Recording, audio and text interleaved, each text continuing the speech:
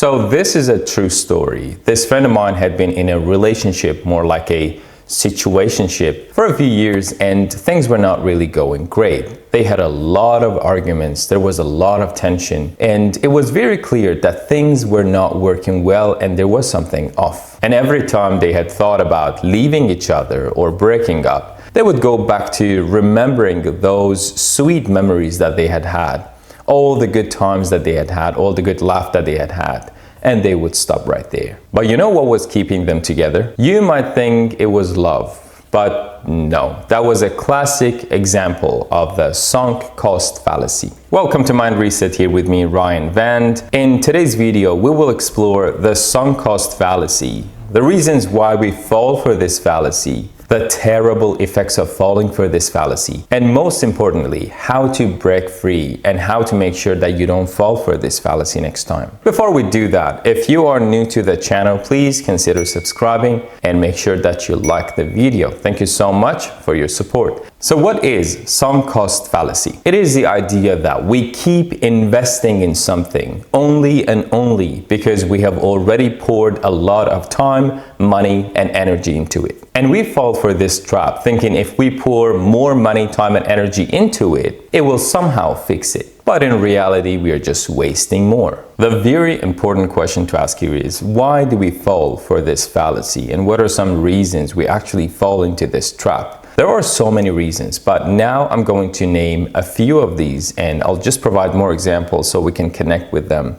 and they will be more relatable. One of the most important reasons is loss aversion. Now, imagine a situation where there is an equal opportunity of winning $100 and losing $100. The happiness that you get out of winning $100 will not even be close to the sadness or, let's say, frustration that you will feel because you have lost $100. So we humans naturally want to avoid losing. In other words, losing weighs much more heavily on our minds than gaining something. Let me give you a real life example. You have already paid for a concert ticket. The weather is terrible and you're not just feeling it. And you're going alone, so you're not committed to anyone to be there for them. It's just you. But you go anyway. You know why? Because you don't want to lose that money that you put into that concert ticket. So here is the situation. You lose the money. That's the one side of the equation. And the other side is you avoid a terrible experience and you save your time and your energy because you're just not feeling it, or maybe you're not feeling well. So two sides, which one weighs heavier on you? Most of the time, it's losing that money that weighs heavier on you. So you end up going to the concert. Again, a very interesting question to ask is, will you going to the concert get that money back? No.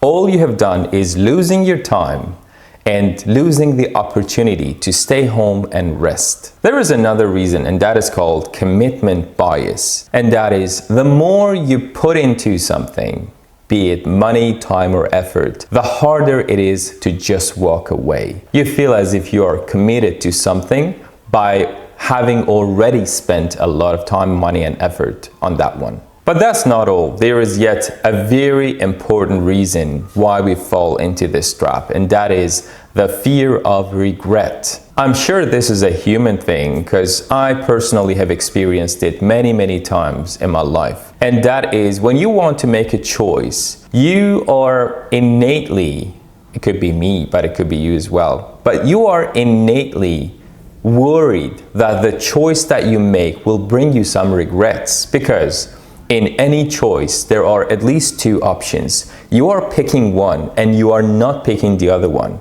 What if the other option is better? What if that's not the best decision that you're making? So you're always thinking about it. Now, imagine you are in a toxic work environment. You pretty much hate everything about that job. You hate the environment, you hate the job description, you hate your colleagues, but you keep working there and you get stuck because you are afraid. What if my next job is worse than this? What if I regret this decision later? What if I will not get what I want in my next job? So what you do is, instead of trying that and see what happens, You get stuck and you keep working in that job for 20 years. There is another reason, and that is we humans like to be consistent. We don't want to be contradicted. We want to come across as reliable. So assume you are in a work meeting, or let's say you're with a bunch of friends, and then you get too excited and you say, well, guys, you know what? I'm gonna run the marathon next month. But deep down, you know that you're not gonna be able to do it. But because you have already promised and you don't want to come across as unreliable, you still sign up. And 200 meters into that marathon, you realize, that was a big mistake. So why didn't you stay home knowing that you will not be able to even try that marathon? Because you wanted to be consistent. And that's another reason why we fall into this trap. The sunk cost fallacy is out there. There is no denying that it exists, and it affects us in more than one way. Now let's very briefly go over the ways that this fallacy affects us. One of the worst effects of this fallacy is the opportunity cost. Opportunity cost is as simple as this. When you make a choice, you lose on the benefits or advantages of the alternative that you didn't pick. Let's say you spend your evening on a failing project, and you did have another option, and that option was spending time with your friends, with the ones that actually make you feel good, the ones that could help you learn something new, and it just has that social aspect to it. But you decided not to do that, and you decided to focus on that failing project. So in this case, the opportunity cost is not having your friends, not having that chat, not feeling good, and not learning something new, just by sticking to what you knew was not working. Another really detrimental effect of this fallacy is increased stress and frustration. Sticking with bad decisions and being in situations that we know are not going anywhere positive will put us in a situation where we feel increasingly more stressed and more frustrated. Let me give you an example. I actually talked about it a few minutes ago, but staying at a job where you know that you are not thriving, you are not learning anything new, you're not even challenged to do something, and it's become a routine, it's become a very repetitive thing for you, all you end up getting is just the salary and nothing else. It leads to burnout, it leads to stress, and it leads to dissatisfaction, not just job, of your life as well. Needless to say, sticking with wrong decisions can lead to poor financial decisions. So basically, you keep pouring money into something that you know will not bear fruit, but you just insist on putting more money into it, not knowing, or maybe ignoring, or maybe deciding consciously not to think about the fact that you will not get back the money that you have already spent. So you keep spending more and wasting more. And all of this will lead to a situation where you lose your self-confidence and, more importantly, your self-esteem. Because being in wrong situations, being in wrong places, and not having the courage to get out of them because you have already invested so much in them, be it a job, be it a project, be it a relationship, whatever that is, it just leads to probably a feeling or a thought that you are not good enough. In other words, it just erodes your confidence. It erodes your self-esteem. I don't think I know anybody who would voluntarily want to be stuck in such situations, who would want to deal with these consequences. So the very important question to ask here now is, how can we break free and how can we avoid falling into this trap? And let's be perfectly honest, walking away from something that you have already invested a lot in is normally emotionally taxing. The first and the foremost is to recognize the fallacy. We just need to acknowledge before anything that we are experiencing this fallacy and we are insisting on something that we know will not get anywhere. So we need to remind ourselves that whatever we have done in the past, all the investments, they are gone and they are not coming back.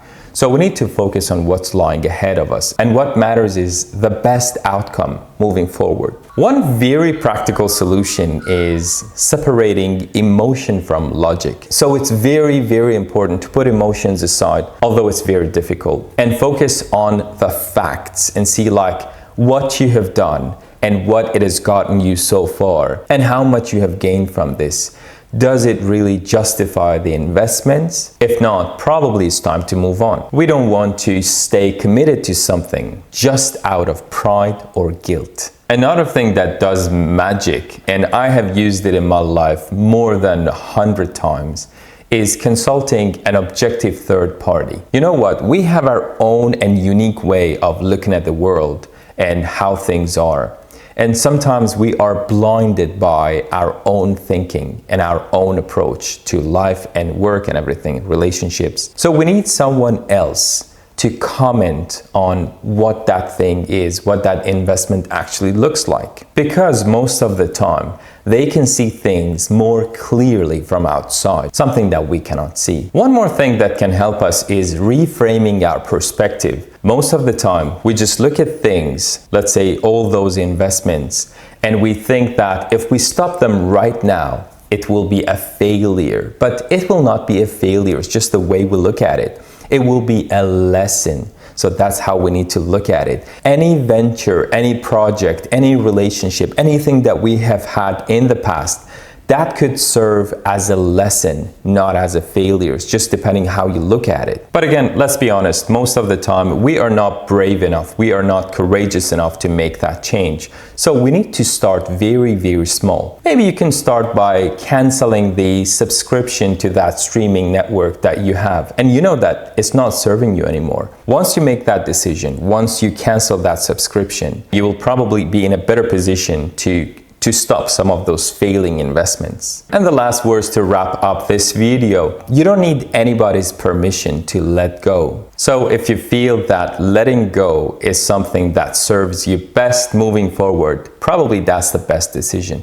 And you don't need anybody's permission to do that. I would like to hear from you what you think and what your experiences have been. Thank you so much for watching. See you in the next episode.